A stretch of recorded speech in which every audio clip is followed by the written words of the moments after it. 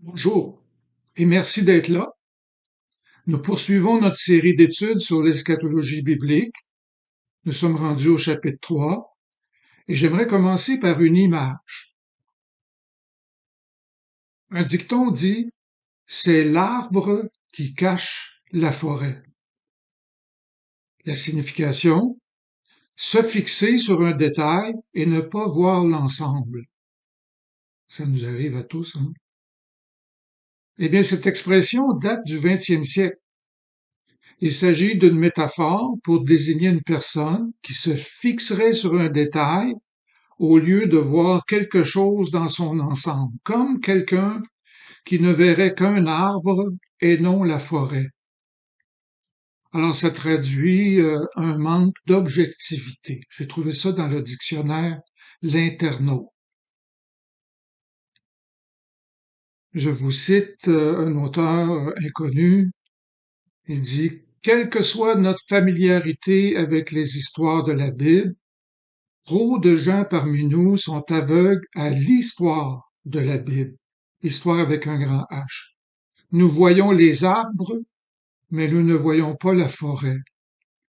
Nous ne parvenons pas à reconnaître comment les nombreuses histoires individuelles de la Bible s'emboîtent pour raconter une méga histoire, une immense et grande, une macro-histoire. L'histoire de Dieu et nous. Fin de la citation. Alors, l'eschatologie n'est pas seulement l'étude des choses de la toute fin. L'eschatologie est un mouvement vers le règne de la nouvelle création. La théologie biblique évangélique se préoccupe du déploiement du plan de Dieu dans l'histoire progressive du salut.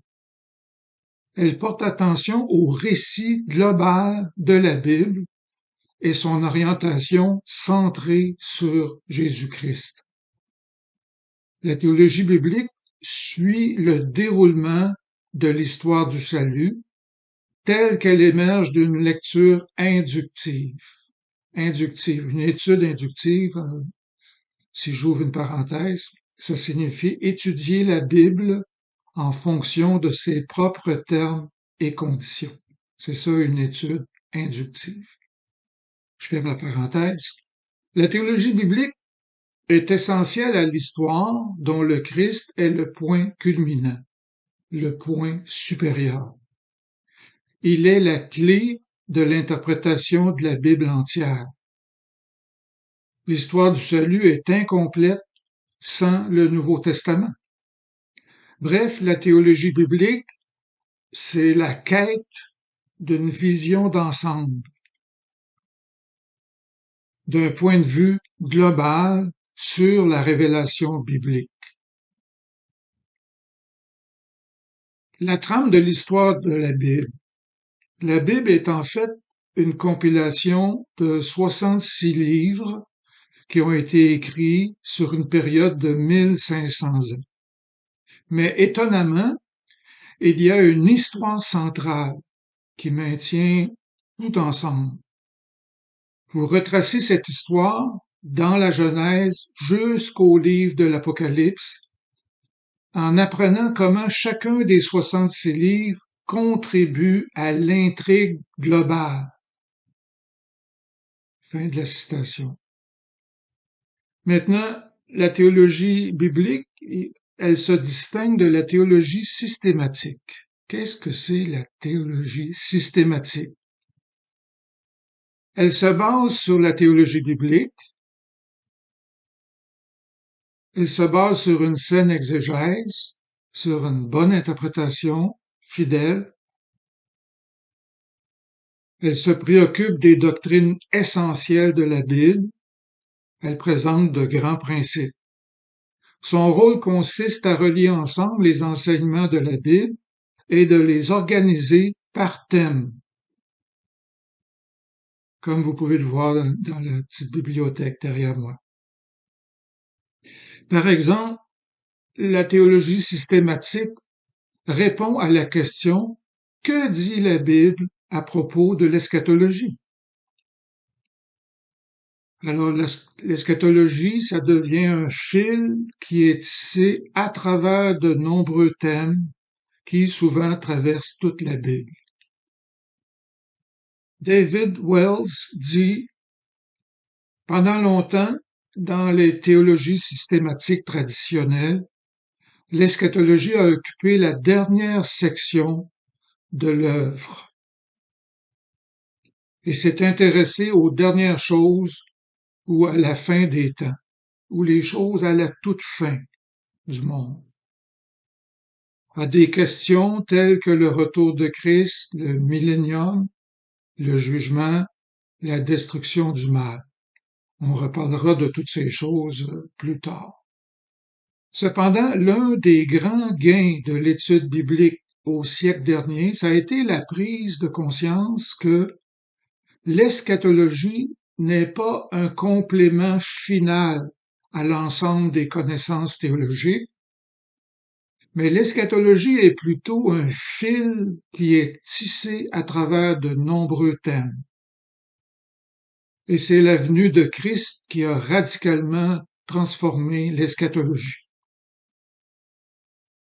La conquête du péché, la conquête de la mort et du diable, l'établissement du règne de Dieu n'attendent pas seulement une réalisation future.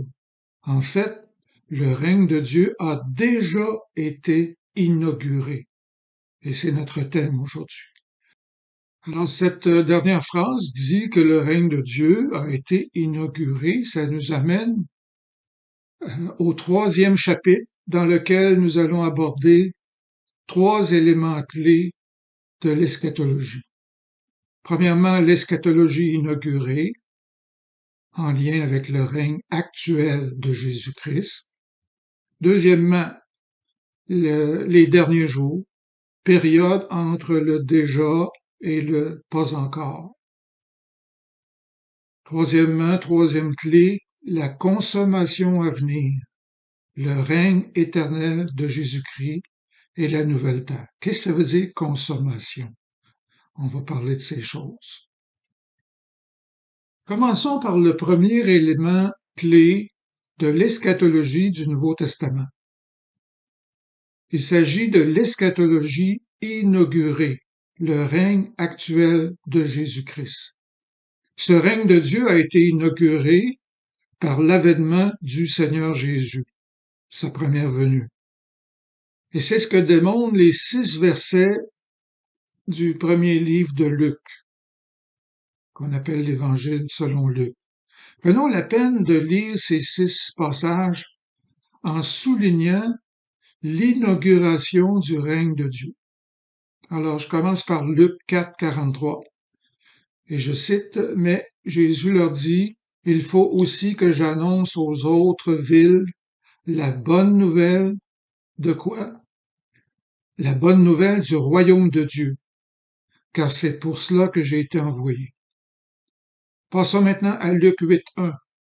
Ensuite, Jésus allait de ville en ville, de village en village, prêchant et annonçant quoi? La bonne nouvelle du royaume de Dieu. Luc 9, verset 2. Jésus les envoya prêcher le royaume de Dieu et guérir les malades. Ensuite, Luc 9, verset 11. Les foules, l'ayant su, le suivirent. Jésus les accueillit et il leur parlait de quoi? Du royaume de Dieu. Il guérit aussi ceux qui avaient besoin d'être guéris. Luc 16, verset 16. La loi et les prophètes, c'est-à-dire l'Ancien Testament, ont subsisté jusqu'à Jean-Baptiste. Depuis lors, qu'est-ce qui est annoncé? Le royaume de Dieu est annoncé, et chacun use de violence pour y entrer. Luc 18, 29.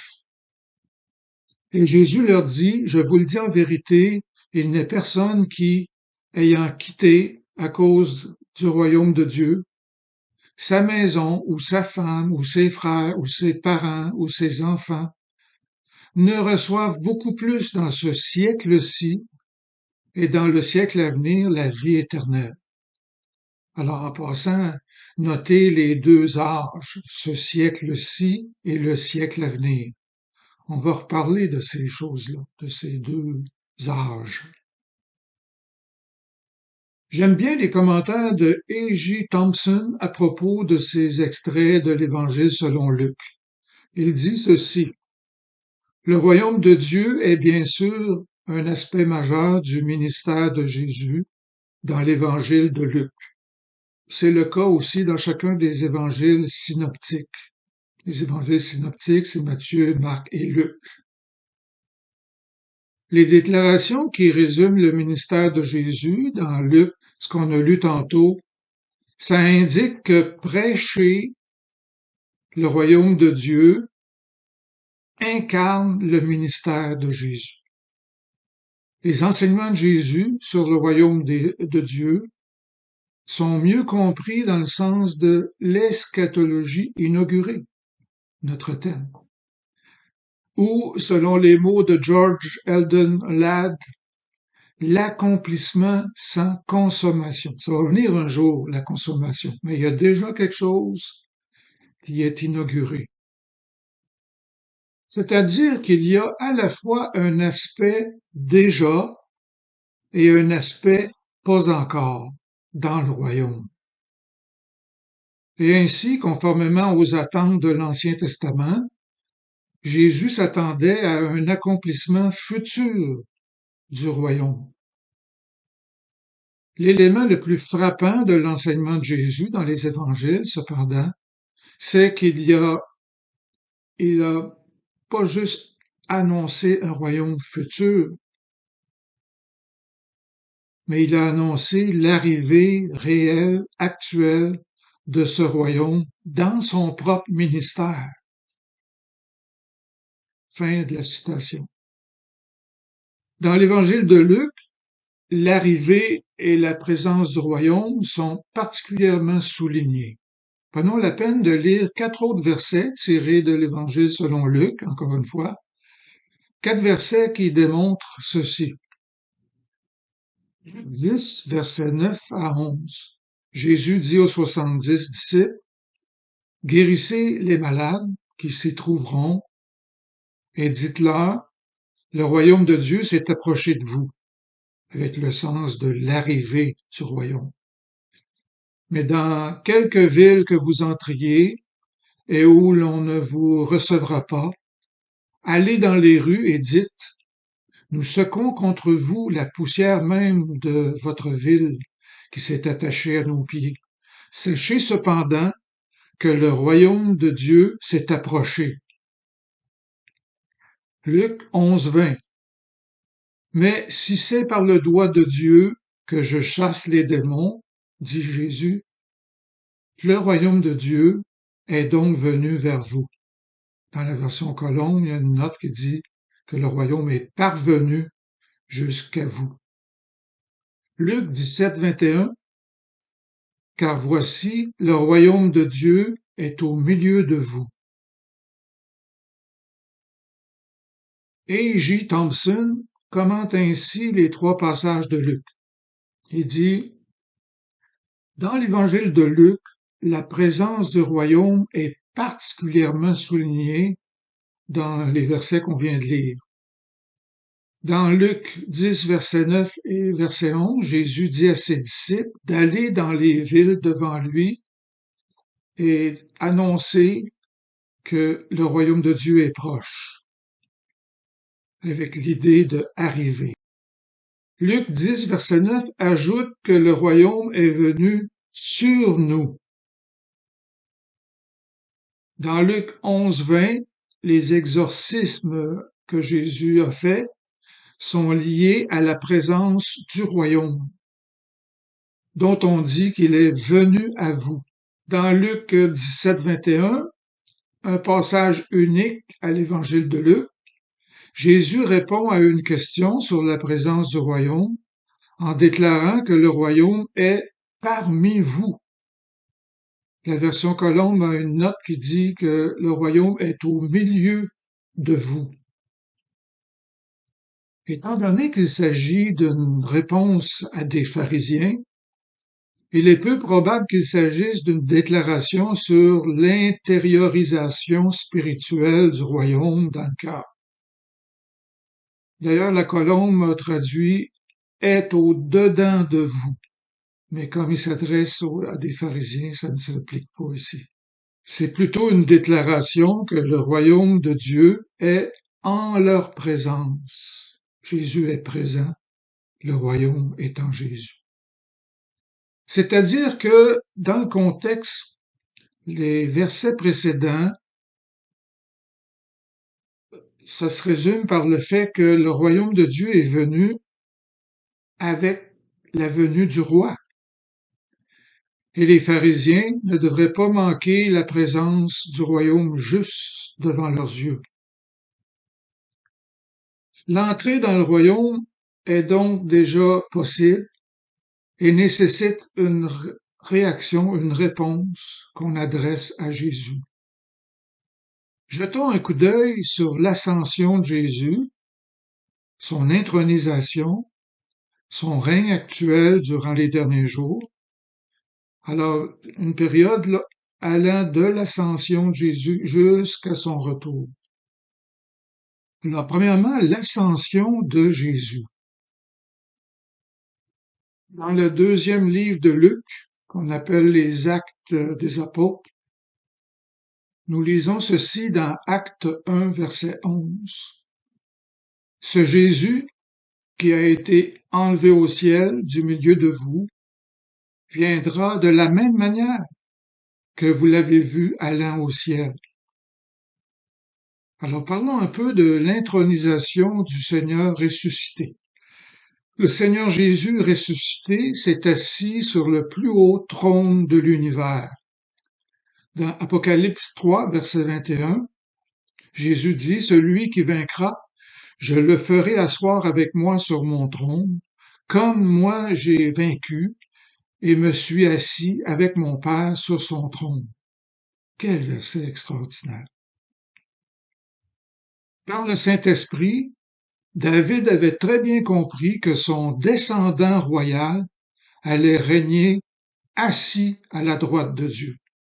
Dans Marc 12, verset 36, David lui-même, animé par le Saint-Esprit, a dit, « Le Seigneur dit à mon Seigneur, assis-toi à ma droite, jusqu'à ce que je fasse de tes ennemis ton marchepied. » Alors ce trône actuel, présentement, depuis 2000 ans, ce trône de Jésus-Christ est donc l'accomplissement du trône éternel promis à la descendance de David.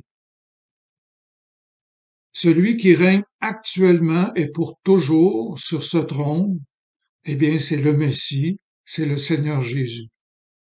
Acte 2, versets 36 à 39, c'est Pierre qui parle, il dit que toute la maison d'Israël sache avec certitude que Dieu a fait Seigneur et Christ, c'est-à-dire Messie, ce Jésus que vous avez crucifié. Un petit peu plus loin, il rajoute, la promesse est pour vous, pour vos enfants et pour tous ceux qui sont au loin, en aussi grand nombre que le Seigneur notre Dieu les appellera. Alors ça nous concerne nous aussi. Hébreux chapitre 2 verset 9. Mais celui qui a été abaissé pour un peu de temps au-dessous des anges, Jésus, nous le voyons couronné de gloire et d'honneur à cause de la mort qu'il a soufferte, afin que, par la grâce de Dieu, il souffrit la mort pour tous. On vient de voir le premier élément clé sur l'eschatologie du Nouveau Testament, c'est le fait que le royaume de Dieu a été inauguré par le Seigneur Jésus. Une deuxième clé de l'eschatologie du Nouveau Testament, c'est l'expression les derniers jours, qui désigne une période entre le déjà et le pas encore. On va voir c'est quoi le déjà et le pas encore. Les Écritures appellent dernier jour l'intervalle de temps qui sépare l'ascension et le retour du Seigneur ressuscité. Cette ère eschatologique s'appelle les derniers jours. Voici plusieurs versets qui démontrent ces vérités-là. Encore une fois, pour le commentaire qui suit, je suis grandement redevable à E. G. Thompson ou A. G. Thompson. Il dit, l'annonce de l'arrivée du royaume était un aspect majeur du ministère de Jésus. Maintenant que Jésus a souffert, qu'il est mort, qu'il est ressuscité et qu'il est monté au ciel, comme il l'avait dit, que se passe-t-il ensuite? Comme l'a indiqué l'enseignement de Jésus, le royaume est déjà venu. Néanmoins, le royaume n'a pas encore été pleinement accompli. Il y aura une période entre les deux qui devrait intéresser tout chrétien, tout pasteur, tout diacre, tout serviteur de Dieu. Comment vivre dans cette période qui parfois peut être appelée aussi une grande tribulation? Alors il y a cette période entre le déjà et le pas encore. Cette période s'appelle les derniers jours. Ainsi, à quoi ressemble le royaume de Dieu présentement, durant cette période du déjà et du pas encore? Jésus a lui-même souligné que les gens entrent dans le royaume en lui faisant humblement confiance. Comment les gens entrent-ils dans le royaume maintenant que Jésus n'est plus physiquement ou corporellement sur terre? Que fait présentement le roi du royaume? Comment les desseins de salut de Dieu s'exécutent-ils présentement? Qu'en est-il des promesses de l'Ancien Testament concernant les bénédictions de l'ère du royaume? Qu'en est-il des institutions d'Israël et du leadership d'Israël? Qui sont ceux qui font maintenant partie du peuple de Dieu et qui les dirigent? Si les disciples de Jésus sont dans le royaume de Dieu, pourquoi affrontent-ils la souffrance? Et pourquoi subissent-ils de l'opposition? Ici, on a besoin de soins pastoraux vraiment évidents. Alors voilà le genre de questions abordées dans le livre des Actes. Dans le cadre du royaume de Dieu, durant la période située entre le déjà et le pas encore.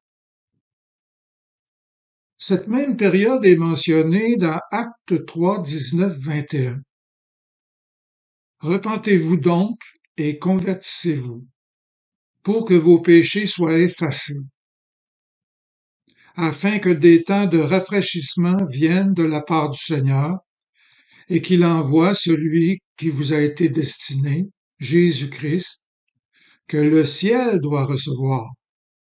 Une parenthèse ici, le ciel doit recevoir Jésus, c'est lors de l'ascension. Et la suite du verset, que le ciel doit recevoir jusqu'au temps du rétablissement de toutes choses. Alors il y a l'ascension de Jésus, le ciel l'a reçu et doit le recevoir jusqu'au temps du rétablissement de toutes choses, dont Dieu a parlé anciennement par la bouche de ses saints prophètes. Je vous cite Benjamin Glad puis Matthews Harmon, qui résument très bien ce que signifie l'expression eschatologie inaugurée. Alors ils disent, le mot inauguré reflète l'observation suivante. Le royaume des derniers jours, relié à la nouvelle création, a commencé avec l'œuvre de Jésus, mais n'a pas encore été consommé, c'est-à-dire glorifié et rendu parfait dans toute sa plénitude. Ça, c'est pas encore fait. Une autre façon de faire référence à ce phénomène, c'est d'utiliser l'expression déjà, mais pas encore. C'est là, c'est présent, ça se manifeste déjà, mais c'est pas encore la manifestation qui va venir un jour. Pas encore aussi intense.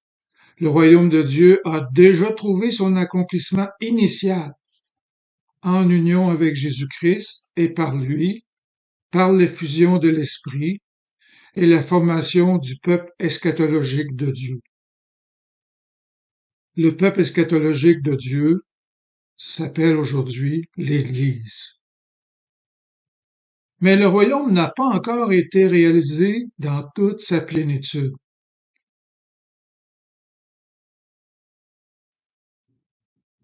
En d'autres termes, les promesses de Dieu ont trouvé leur accomplissement initial tout en attendant leur accomplissement complet et final. Fin de la citation.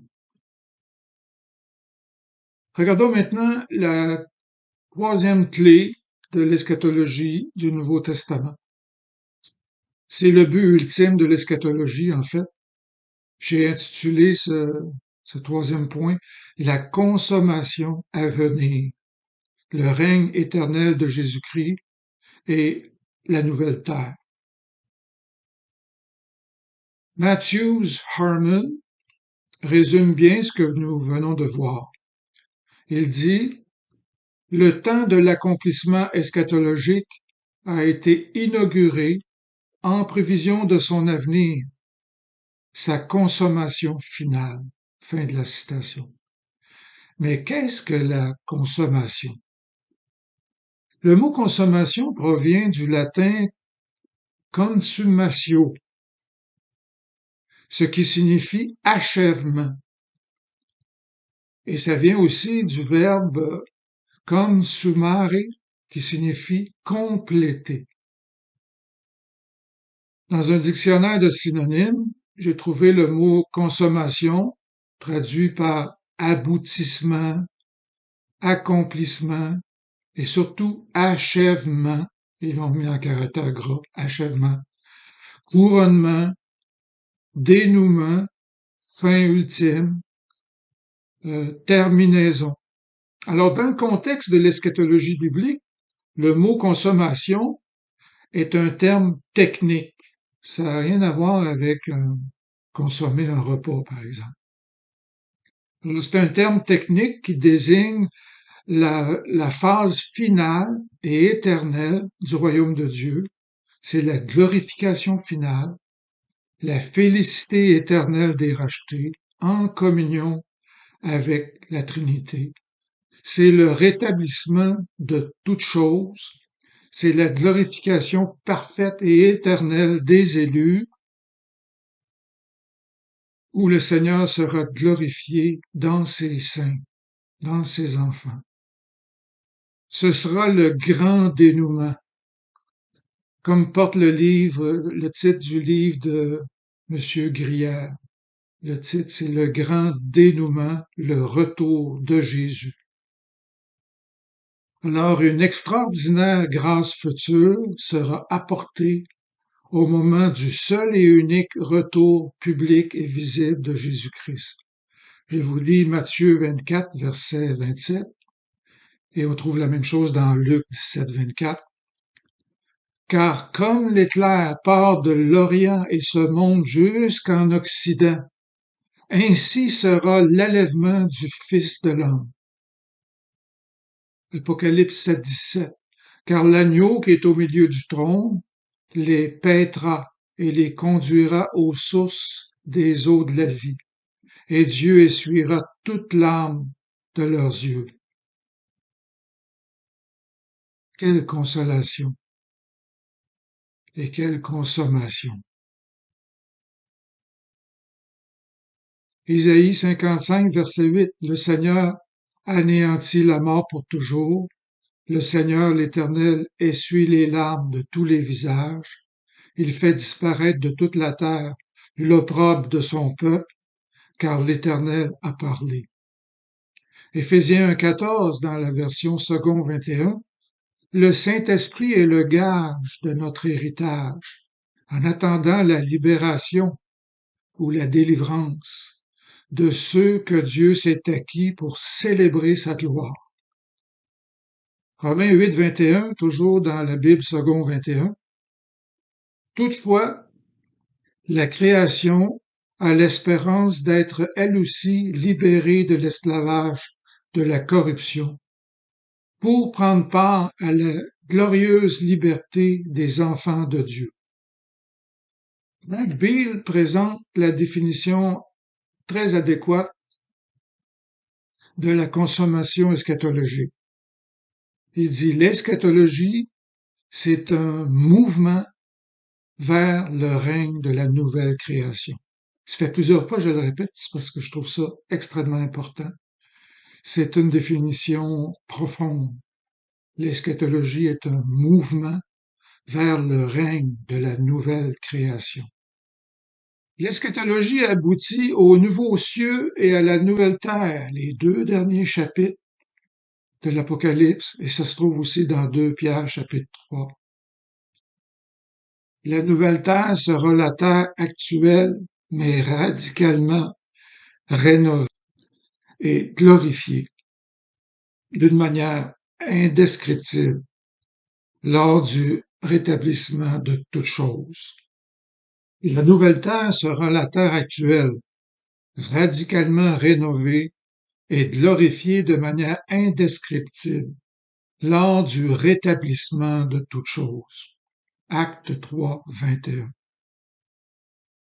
Pour tous les rachetés, tout sera maximisé dans leur corps ressuscité, dans leur esprit sans péché, ni imperfection, afin qu'ils prennent plaisir éternellement en Dieu leur Sauveur. Je vous cite William Dumbrell, qui a raison de dire que l'eschatologie est la révélation progressive de l'ordre qui un jour sera pleinement restauré. Les promesses divines seront accomplies de manière consommée. Qu'est-ce que ça veut dire? Greg Beale et D. H. Campbell expriment ce fait de façon admirable quand ils disent la nouvelle création comme accomplissement de la prophétie biblique. Les principaux thèmes prophétiques de l'Ancien et du Nouveau Testament culminent dans la Nouvelle Alliance, dans le Nouveau Temple, dans le Nouvel Israël et dans la Nouvelle Jérusalem, qui sont tous résumés dans le concept de la nouvelle création. Ces thèmes apparaissent dans Apocalypse 21, 1 jusqu'à 22, 5. Ça aboutit au point culminant du livre de l'Apocalypse. Dans l'Apocalypse et dans d'autres parties du Nouveau Testament, ces réalités sont vues comme ayant déjà commencé, déjà en train de s'accomplir en Jésus-Christ. Les croyants en tant que nouvelle création, l'Église en tant que nouvel Israël, et ainsi de suite. Ces réalités prophétiques sont alors accomplies de manière consommée, en particulier telles qu'envisagées dans Apocalypse 21, verset 1 jusqu'à chapitre 22, verset 5. Fin de la citation. Je vous cite deux autres théologiens ou pasteurs, Kevin DeYoung puis Greg Gilbert, qui décrivent admirablement bien la consommation eschatologique prédite dans le livre d'Ésaïe. Alors faisons un petit survol d'Ésaïe. Et je cite, « Les prophètes ont prédit la fin des temps. Ésaïe a parlé du temps où le règne du Messie serait affermi et soutenu par le droit et par la justice. » Ésaïe 9, 6. Il annonce ensuite les promesses divines de créer de nouveaux cieux et une nouvelle terre, Ésaïe 65, 17. Un endroit où les choses passées seront oubliées. Ésaïe 65, verset 17. Un endroit où on n'entendra plus le bruit des pleurs. Ésaïe 65, verset 19. Où aussi plus un seul nourrisson mourra en bas âge. Le vieillard y accomplira ses jours. Ésaïe 65, 20. Les hommes n'y travailleront pas en vain. 65, 23. Le loup et l'agneau y auront un même pâturage. Ésaïe 65, 25. Il ne se fera ni tort ni dommage sur toute la montagne sainte. Ésaïe 65, 25. Alors, quelle éblouissante vision de l'état final du peuple racheté de Dieu. Un ciel et une terre renouvelés et transformés, où la violence n'est plus, où la maladie ne ravage plus, où la mort ne règne plus, et par-dessus tout, où Dieu se réjouit de nouveau au milieu de son peuple. Cette communion restaurée marque l'apogée de la vision d'Ésaïe. Non seulement ce sera la fin de la violence et de la maladie, mais ce sera aussi le rétablissement de la relation entre Dieu et son peuple. Désormais, les êtres humains ne seront plus ostracisés, ni exilés, ni être en proie à la honte et à la nudité. Ils sont la joie et l'allégresse de Dieu, selon Isaïe 65, verset 18. Au lieu de maudire, Dieu fera de Jérusalem son allégresse et de son peuple sa joie. Ésaïe 65, verset 19. Au lieu de les chasser de sa présence, il leur répondra avant même qu'ils ne l'invoquent. Ésaïe 65, verset 24. Le Seigneur exultera. Ils parleront encore que moi j'exaucerai, selon Ésaïe 65, 24. Enfin, ce grand refrain de l'Ancien Testament sera pleinement accompli.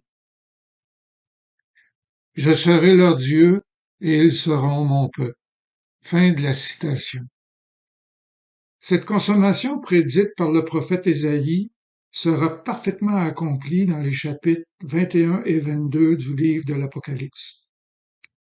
Comme le dit si bien David Peterson, la réalité céleste ou eschatologique de Dieu, demeurant pour toujours au milieu de son peuple, est anticipée sur la terre lorsque les croyants sont unis au Seigneur dans et par son esprit.